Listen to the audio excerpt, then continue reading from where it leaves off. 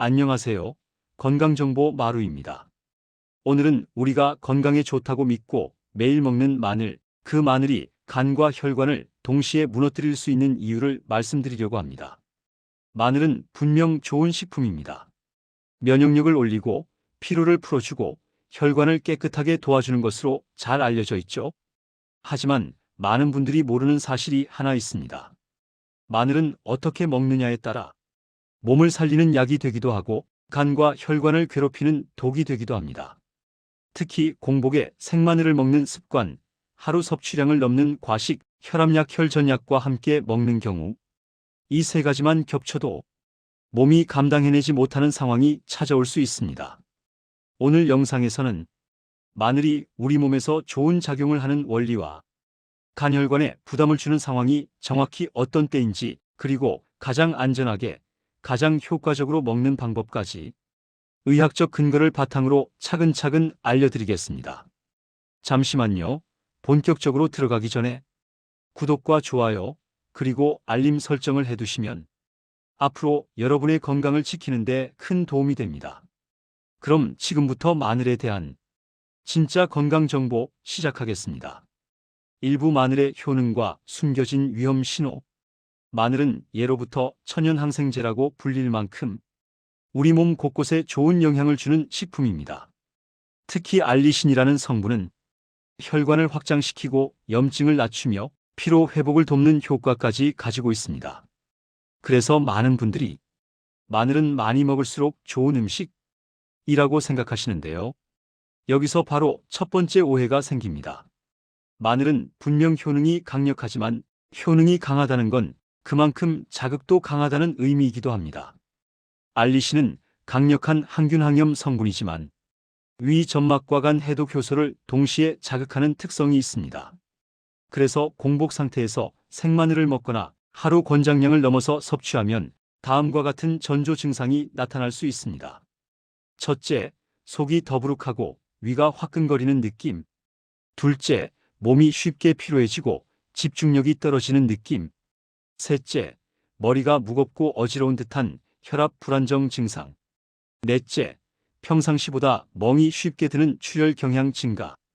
이 네 가지는 모두 간과 혈관이 부담을 받고 있다는 초기 신호입니다. 특히 혈압약이나 혈전 용해 제항응고제를 드시는 분들은 마늘을 적정량 이상 드시면 혈관이 지나치게 확장되거나 혈액 응고 시간이 길어져 예상치 못한 부작용으로 이어질 수 있습니다. 이처럼 좋으니까 많이 먹어도 된다는 생각이 오히려 몸을 피로하게 만들 수 있습니다. 그렇다면 도대체 어느 정도가 적정량이고 어떤 섭취 방식이 간과 혈관에 더 위험한 걸까요? 다음은 마늘이 위험해지는 잘못된 습관 3가지 정확히 알려드리겠습니다. 이부 마늘이 독이 되는 잘못된 습관 3가지. 마늘은 건강에 좋은 식재료이지만 잘못된 방식으로 섭취하면 간과 혈관에 큰 부담이 될 수 있습니다. 특히 아래 3가지 습관은 마늘을 약이 아닌 독으로 바꾸는 대표적인 경우입니다. 1. 공복에 생마늘을 먹는 습관. 속이 비어있는 아침에 생마늘을 먹으면 알리신이 위 점막을 강하게 자극합니다. 이 자극은 위산 분비를 과도하게 촉진시키고 결국 속쓰림, 따가운 통증, 메스꺼움 같은 증상을 만들 수 있습니다. 문제는 그 다음입니다. 위가 자극을 받으면 간은 더 많은 해독 작업을 해야 하므로 간 효소 수치가 올라가거나 잦은 피로감이 생기기 쉽습니다. 즉, 공복 생마늘은 위에서 시작된 자극이 간까지 이어지는 가장 위험한 섭취 방식입니다. 2. 하루 적정량을 넘겨 과하게 먹는 습관. 마늘은 하루에 생마늘 2~3쪽 정도가 적당합니다. 하지만 건강에 좋다는 이유로 5쪽 이상 혹은 10쪽 가까이 드시는 분들이 종종 있습니다. 이렇게 과하게 먹으면 마늘의 혈액 묽어짐 효과가 지나치게 강화됩니다. 피가 너무 묽어지면 혈관 벽이 약해지고 멍이 쉽게 들거나 갑작스러운 혈압 저하가 나타날 수 있습니다. 특히 저혈압이 잦은 분이나 혈액순환 보조제를 꾸준히 드시는 분은 마늘 과식이 큰 위험으로 이어질 수 있습니다. 혈관이 한번 불안정해지면 어지러움, 심한 피로감, 두통 등이 쉽게 찾아옵니다. 3. 익히지 않은 생마늘을 많이 먹는 습관. 생마늘은 익힌 마늘보다 알리신 함량이 훨씬 높습니다. 이 알리신은 장점도 많지만 간 해독 작용을 강하게 자극하는 물질이기 때문에 체질에 따라서는 금방 피로가 쌓이고 기운이 쉽게 떨어질 수 있습니다. 특히 밤늦게 생마늘을 먹는 행동은 간이 쉬어야 하는 시간대에 오히려 부담을 주게 됩니다. 이렇게 되면 다음날 오전까지 몸이 무겁고 집중이 어려워지는 증상이 나타날 수 있습니다. 생활 속에서 자주 보이는 실제 패턴. 혈관에 좋다는 말을 듣고 생마늘을 매일 5쪽 이상 먹던 분들, 양파즙과 마늘즙을 함께 마시는 분들, 저녁 늦게 마늘을 꾸준히 먹는 분들. 이런 분들 중에는 아침 피로감이 오래가고 머리가 무겁고 속이 늘 더부룩하며 평소보다 얼굴이 더 잘 붉어지는 등 간과 혈관이 동시에 지쳐있는 신호를 보인 경우가 많았습니다. 마늘이 잘못된 것이 아니라 먹는 방식이 문제였습니다. 다음은 마늘을 안전하게 먹는 가장 좋은 방법과 간과 혈관 모두를 보호하는 정확한 섭취법을 알려드리겠습니다. 삼부간과 혈관을 지키는 올바른 마늘 섭취법. 마늘은 올바른 방식으로 먹으면 간과 혈관 건강에 큰 도움을 주는 식재료입니다. 하지만 지난 시간처럼 잘못된 섭취 습관을 반복하면 몸이 오히려 피로해질 수 있습니다. 지금부터는 마늘을 가장 안전하고 효과적으로 먹을 수 있는 방법을 알려드리겠습니다. 1. 생마늘보다 익힌 마늘을 우선으로 선택하기. 마늘에 알리신은 열을 가하면 자극이 약해집니다. 생마늘은 간과 위에 부담을 줄 수 있지만 익힌 마늘은 자극을 크게 낮추면서 항산화 효과는 유지되는 장점이 있습니다. 찜, 구이, 볶음, 수프, 조림처럼 마늘을 은은하게 익혀서 먹으면 간이 처리해야 할 자극이 줄어들고 혈관에도 부담이 덜 갑니다. 특히 속이 약한 분은 생마늘보다 익힌 마늘이 훨씬 안전합니다. 2. 하루 2~3쪽 정도의 적정량 유지하기. 마늘은 적은 양으로도 충분한 효과가 있습니다. 많이 먹을수록 좋다는 생각은 잘못된 정보입니다. 생마늘 기준으로 하루 2~3쪽 익힌 마늘을 포함해도 4~5쪽이면 충분합니다. 이 정도 양은 마늘의 항염작용과 혈액순환 개선 효과를 살리면서 간과 혈관이 감당할 수 있는 수준입니다. 그 이상이 되면 부작용이 나타날 가능성이 높아집니다. 3. 식사 중간 또는 식사 직후 섭취하기. 마늘은 음식과 함께 먹을 때 위와 간의 부담이 크게 줄어듭니다. 공복 상태에서는 알리신이 바로 점막을 자극하지만 식사 중간이나 식사 직후에 먹으면 음식이 자극을 완충시켜주기 때문에 몸이 훨씬 편안하게 받아들입니다. 특히 위장 약한 분이나 피로가 자주 쌓이는 분이라면 공복 섭취는 피하는 것이 좋습니다. 4. 마늘즙은 적은 양만 가끔 섭취하기. 마늘을 즙 형태로 마시면 생마늘보다 흡수가 빠르고 강하게 일어납니다. 이 자체가 나쁜 것은 아니지만 과다 섭취하면 간 해독 효소를 급격히 자극할 수 있습니다. 마늘즙을 드신다면 하루 한 포 정도, 그리고 매일 연속으로 먹지 않는 것이 좋습니다. 몸이 피곤하거나 간이 무겁게 느껴질 때는 섭취를 바로 줄여야 합니다. 5. 약 복용 중인 분들은 섭취 시간을 반드시 조절하기.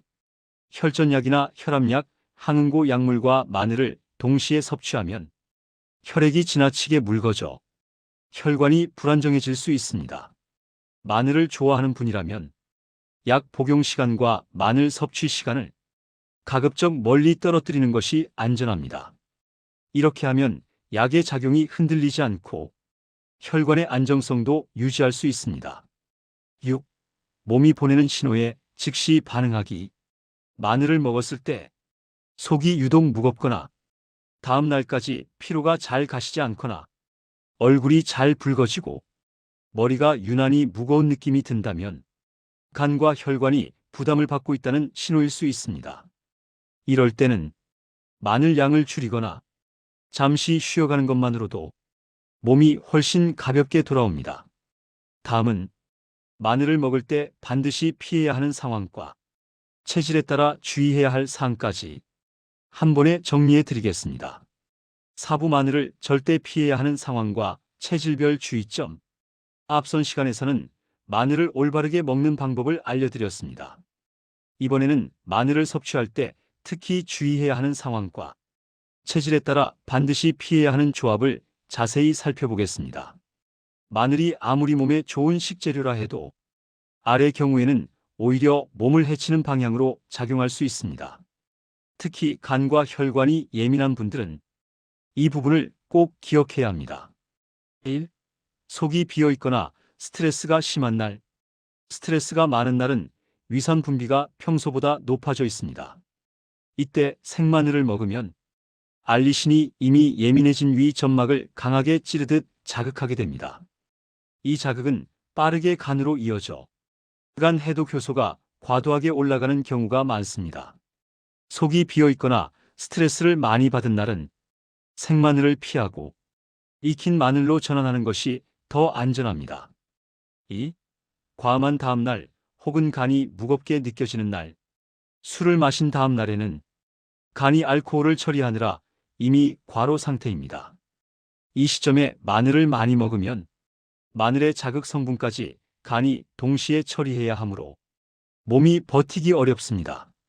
간이 무겁고 눈 주변이 퀭하며 아침에 몸이 유난히 무겁게 느껴진다면 그날은 마늘 섭취를 줄이거나 익힌 마늘로 바꾸는 것이 좋습니다. 3. 혈전약, 혈압약, 오메가3을 복용 중인 경우 마늘은 혈액을 묽게 만드는 작용이 있습니다. 이 기능 덕분에 혈액순환이 좋아지지만 문제는 약물과 겹칠 때입니다. 혈전 용해제나 혈압약, 오메가3의 작용과 마늘의 혈액순환 개선 효과가 함께 작동하면 혈액이 지나치게 묽어져 평소보다 더 쉽게 멍이 들거나 갑작스러운 어지럼증이 올 수 있습니다. 약을 복용하는 분들은 마늘을 먹는 시간을 일부러 간격을 두고 배치해 몸이 한 번에 부담을 느끼지 않도록 하는 것이 안전합니다. 4. 저혈압 체질이거나 쉽게 어지러운 분들. 저혈압인 분들은 혈관이 확장되는 자극에 민감합니다.